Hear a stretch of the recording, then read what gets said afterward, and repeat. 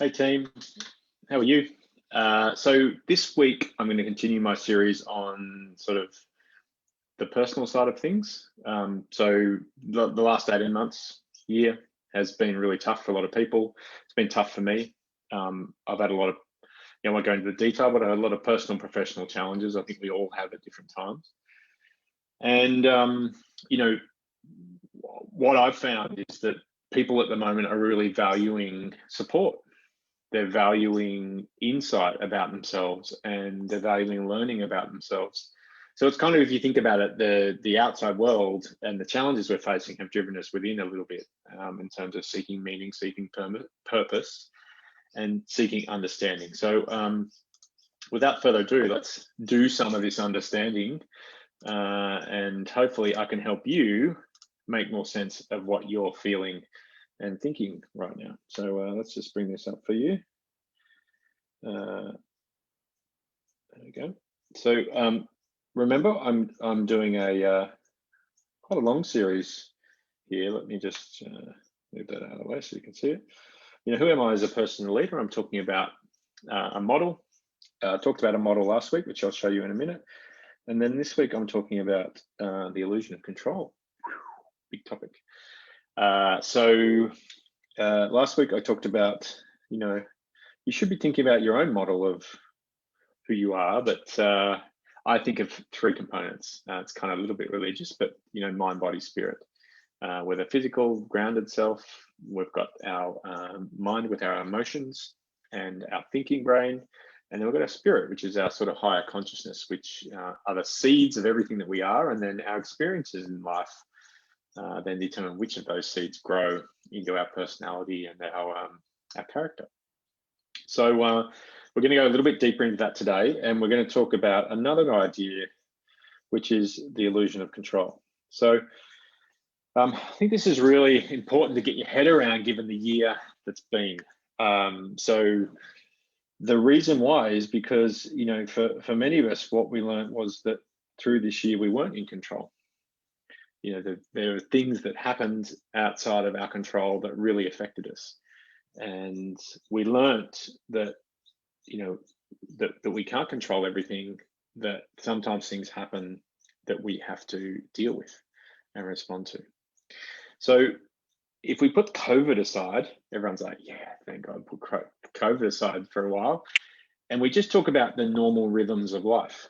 The normal rhythms of life are kind of like this. So, we have some success, and then, for whatever reason, the circumstances change, or, things, change happens here. Either it's change within, or it's change from the outside. And then, as often those changes, we go through these painful periods. And the one thing, the idea here is that, that idea of the one thing we can guarantee is change.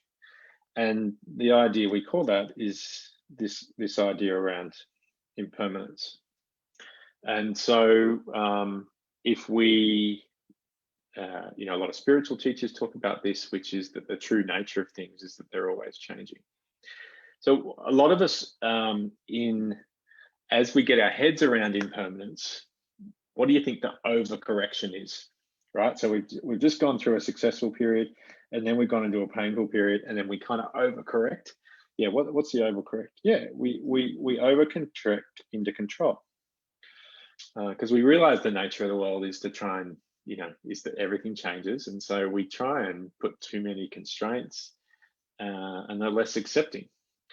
So the shift in the way you think is that the great thing around impermanence is that it continually brings change. It brings pain, but it also brings opportunity. And the other thing it does is, instead of, I guess, the up and down nature of the impermanence cycle, it drives us to find our center. Who we are and why we're here. Because without a center, without like a North Star or a guiding sense of who we are and what we're about, life can be a bit of a chaotic, crazy time, riding those ups and downs. So, the first concept about today is that if you haven't already, recognize that ups and downs, like the ones we've had over these years, can produce insight. And the type of insight that we're after is the insight of impermanence, right? Which is the true nature of the world, is that things change all the time. So when we see, when we have an insight, what tends to happen is, and this is what the Buddhists call it, which is they tend to talk to us a lot about attachments, and that getting attached to things does cause pain, because it's likely those things are going to change over time. So that's sort of one insight.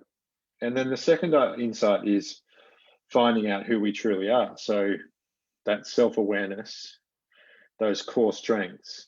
And if we go back to what we taught last week, is rather than, I guess, getting too attached in our minds to us being our emotions and our perceptions and how we view the world, we start to see ourselves as that part of us that never changes, that sort of spirit, that core part of us. Because, from that perspective, this part of us is the bit that we know is us. Our mind changes, our thoughts change, our perceptions change. All right. So often when we have challenging times, it can drive us to find that center, find that part of us that doesn't change. Okay, which is a positive thing. So I guess the question for you in relation to this is, think about the nature of impermanence. Are you attached to some things as a result of last year, or even as you went through last year, that you need to let go of, that you need to find a way to move on from? And what's your insight been about you, about yourself, about who you are and what you care about and what's most important? Because if we're going to learn the lessons of last year, I reckon we can learn it around those two ideas. And then I guess the third idea here is that when you're faced with impermanence and change, you've got two choices. You can go down the road of denial and resistance and that inability to let go, or you can go down the road of acceptance and see that the true nature of things is that they're always moving and always changing, and that way you can kind of move with them. One final kind of point around this is the reason as a leader that we work on this is that the more we get our inner game right, the inside of us, the more we can deliver results on the outside. Okay, so just to review, 3 ideas here is that, for many of us last year, we were on a bit of a roller coaster, success, pain, up, down, up, down, up, down.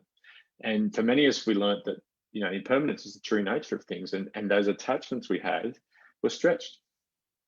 So it's a great opportunity to, if you haven't already, spend time doing mindfulness, spend time doing meditation, spend time creating space and being still to find those insights about things, about what's most important to you and who you are. And out of that, you may find that you are able to let go, reduce resistance to things, and accept more often. And those types of states, reducing resistance, accept, and letting things go are beautiful qualities of leaders. They're the types of leaders that provide true leadership and guidance. So this is the stuff that matters. Too many people hesitate to teach it. I would encourage you to watch this stuff and come up with your own opinions. And if there's any of this stuff that you want to work on and leaders within your business want to work on, the best way to do it is in groups. So I would encourage you to get in touch with me, talk to me about a group of people that you think that you need help. We can talk about how this stuff applies and get things moving in a really positive direction. Love your work. Take care, and enjoy the week. See you soon.